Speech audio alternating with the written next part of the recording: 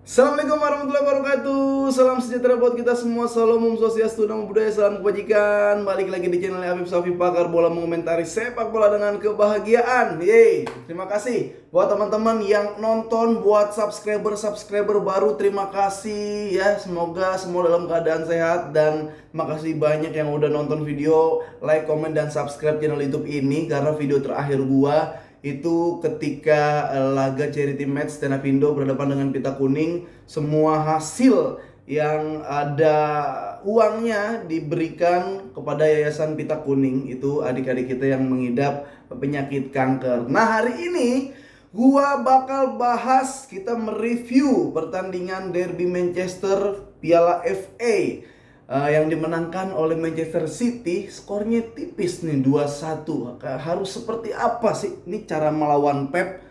Nah, tapi gua kalau ya, misal gua fans Manchester United, gue sih kalah 2-1 oke lah, kecewa sehari dua hari nggak apa-apa. Tapi ya udah bos, lawannya City kayak Madrid aja 4-0 dibantainya, Munchen aja kena 3 gol gitu, 2-1 ya, walaupun kalahnya di final, sakit mas, sedih tetap sedih, nggak apa-apa, nikmatin aja. Tapi lihat dong proses dan progresnya Ten Hag. Gue bukan mau membesar-besarkan Ten Hag, tapi jujur aja gue fans Barca, penikmat bola gitu kan. Gimana gedeknya fans Barca sama MU. Tapi ketika Ten Hag masuk, ya dulu pemain MU yang cuman songong doang waktu era sebelum Ten Hag, songong doang, banyak gaya, intrik-intrik di luar sepak bolanya banyak, kasus-kasus bahkan ada.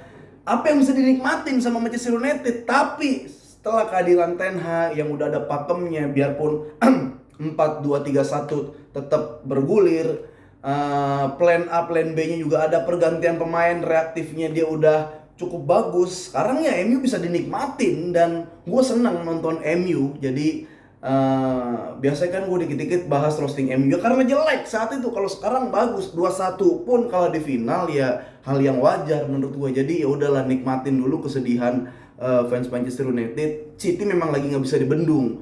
Bendungnya seperti apa nanti kita akan bahas lebih dalam lagi. Nah, ya buat Manchester City gini, kalau kalian nonton YouTube, di review YouTube, review di podcast, gue udah bilang di Run Sportainment atau di Boba atau di channel-channel lain, ketika ada pertandingan Manchester United berhadapan dengan City, itu pasti lebih banyak mengulas bagaimana caranya MU kalau nggak membendung City atau bisa membuat peluang. Nah, seperti itu. Karena ya gini, mereka pernah bertemu di dua pertandingan sebelumnya, sama-sama pernah saling mengalahkan, walaupun kalahnya MU 6-3, MU pernah menang juga 2-1. Iya 2-1. Nah, 2-1 apa enggak sih? Gue salah lagi. Pokoknya MU pernah menang juga deh. Berarti kan salah satu tim yang bisa mengalahkan Manchester City itu antara Manchester United dan Brentford. Nah, masalahnya adalah ketika kemarin City kalah sama Manchester United, belum ada formasi 3-2-4-1 dari Pep Guardiola. Nah, kemarin banyak yang bahas ini, Manchester United sedikit agak rugi karena dua Anthony lah ya, walaupun Anthony Martial nggak terlalu, tapi Anthony sebelah kanan, Anthony Brazil nggak bisa main. Banyak juga pemain-pemain yang masih cedera, walaupun Varane udah bisa masuk. Tapi ya itu, kemarin gue sempat bahas bagaimana cara menanggulangi Pep Guardiola City dengan superior 3-2-4-1. Ya, lu mau main defense, kurang defense apa Real Madrid tuh di babak pertama, di babak kedua. Kurang defense apa, jebol juga 4. Lu mau main high press, kurang high press apa Bayern Munchen. Ketika lawan City kena juga 3 gol. Jadi yang dipikirkan, ini kita harus gimana? Apakah harus menjadi antitesisnya banget? Kalau bisa jangan megang bola, jangan dikasih bola. Udah semua defense aja. Ya nggak kebobolan, syukur bisa golin bonus. Itu antitesisnya. Tapi lu lihat dong, kalau City lagi 10 menit, 4 menit, 5 menit, 10 menit lagi bingung, nggak bisa ngebongkar, bolanya dikasih. Bola dikasih ke musuh yang megang bola, ambil bola, dia turun sejajar rapi. Jadi memang masih bingung bagaimana celah dari 3-2-4-1 Pep Guardiola ini yang sejauh ini belum ada solusi. Ada yang mengatakan, ada yang bilang isi tengahnya. Ya, jadi Pep Guardiola memang dia attack dan pengen overload di tengah dan selalu unggul jumlah pemain di tengah. Orang-orang bilang, nih Haaland pasti nggak kelihatan. Haaland sering banget nggak kelihatan. Kalau pertandingan gede, semalam Haaland nggak terlalu kelihatan. Lu gara-gara Haaland nggak kelihatan, Gundogan golin dari jauh, Gundogan golin. Pasti ada kayak gitunya. Haaland mati. Pep Guardiola seneng Haaland mati, berarti minimal ada 1-2 di Haaland. Ada ruang lagi 4 di belakangnya nusuk. Matiin flank kata Om Supriyono Prima. Ya Grealish sama Bernardo mati ya, nggak terlalu seatraktif ketika lawan Madrid dan Munchen. Tapi Gundogan gila, ada siapa De Bruyne. Mungkin ntar De Bruyne mati, dia nge-fall sedikit, masuk lagi Stone atau Rodri. Kayaknya semua kemungkinan tuh bisa sama City. Jadi ya udahlah 2-1 nih hal yang nggak terlalu memalukan harusnya buat Manchester United ya. Gue juga seneng nontonnya tuh, kayak seru banget. Menit-menit terakhir juga MU nyerang gitu kan. Jadi yang jadi masalah ketika tidak ada flank, akhirnya Bruno main. Bruno ditaruh di sebelah kanan. Walaupun agak nggak terlalu kelihatan ketika transisi menyerang, ya Bruno-nya tetap masih ada di kanan, sering di kanan. Gue pikir kayak Wan-Bissaka mau maju gitu, Lindelof atau Varane geser ke tengah jadi 3, itu nggak kelihatan. Jadi ya udahlah, memang lagi nggak ada pemain, nggak ada winger murninya, nggak ada. Garnacho main, kalau dibilang telat nggak juga lah, emang dia spesialis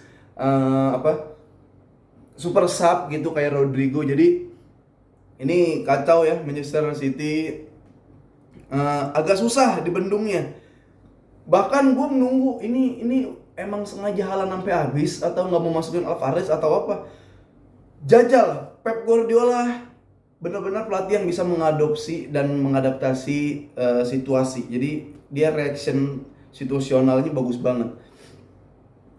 Sering kali Pep Guardiola udah menang 1-0, menang 2-0, 3-0, malah kadang pakai extra striker, masukin Haaland, masukin Alvarez. Kadang Alvarez keluar, Haaland keluar, yang masuk Alvarez. Itu yang seremnya City. Selain ya taktik, kedalaman squad juga nggak masuk akal. Bernardo keluar, yang masuk Foden. Grealish keluar, yang masuk Mahrez. Jadi, nah untuk kali ini di final ini, di menit akhir-akhir laga itu masuk pemain-pemain bertahan. Ada Laporte masuk, Ake juga masuk akhirnya. Jadi ya udahlah, ini 2-1 cukup mungkin yang ada di benak Pep Guardiola. Begitu. Nah, beberapa orang yang gue tanya, pandit-pandit yang gue tanya, teman-teman gue fans MU yang gue tanya, gimana sih ini lawan Pep Guardiola? Di sampelnya udah banyak yang kalah, lu mau defense lebih capek ya. Dia tuh gini, aliran bolanya juga udah memang sedemikian rupa diatur. Ada beberapa kali itu Manchester City dapat counter attack, tapi di delay dulu karena masih banyak pemain Manchester United, anggaplah masih banyak pemain Manchester United di belakang. Nah, City di delay dulu, tunggu yang lain masuk dulu. Haaland masuk, ini masuk. Lama-lama seimbang pemainnya. Akhirnya kebongkar perlahan. Itu, aduh, gila sih emang. Lagi nggak ada solusi sejauh ini. Patut dinanti final UCL Inter Milan. Lo mau ngapain nih? Gua tungguin. Serunya bakal apa? Kalau mau bikin alot sekalian gitu. Karena kalau Pep juara itu sempurna banget. Treble terus sempurna, udah nggak masuk akal. Jadi itu, tidak ada, masih belum sejauh ini yang membendung 3-2-4-1 Pep Guardiola. Ketika main bertahan, masih bisa dibongkar. Ketika musuh yang megang bola, dia ini bisa bertahan. Jadi, lu mau high press, udah ada sampelnya yang kalah. Satu-satunya pelatih mungkin, biar referensinya bisa menang lawan Manchester City, nonton Brentford. Brentford doang yang bisa ngalahin City. Ya, walaupun squad beda, tapi ya gimana tuh, kali ada celah gitu buat runtuhin Pep. Jadi cuma gitulah ya. Menurut gua Manchester United nggak dikatakan gagal, Ten Hag nggak dikatakan gagal, tapi dia juga belum berhasil banget. Nah, ya di posisi 3 dan masuk Liga Champions, dapat Carabao, itu cukup oke lah ya untuk putaran pertama di inian kedua sebagai karir kepelatihan di Manchester United untuk di musim kedua. Nah, tapi kalau belanja pemain nanti ada kesepakatan sama owner sama Glazer, kalau bisa dimanfaatkan tapi masih kayak gini juga hasilnya, itu minimal merepotkan City di 1-2 harusnya kalau ada belanja pemain lagi nanti dengan Manchester United yang sekarang.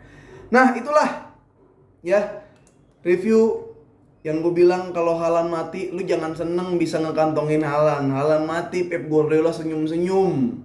Haaland mati Pep Guardiola senyum-senyum, Gundogan yang golin, Haaland dikunci ya, sono sini nggak bisa, De Bruyne ntar ngesut dari keluar kotak penalti, Haaland mati tempel sono sini ya, Bernardo cut inside ke depan golin. Jadi ya ini mungkin gue bisa bilang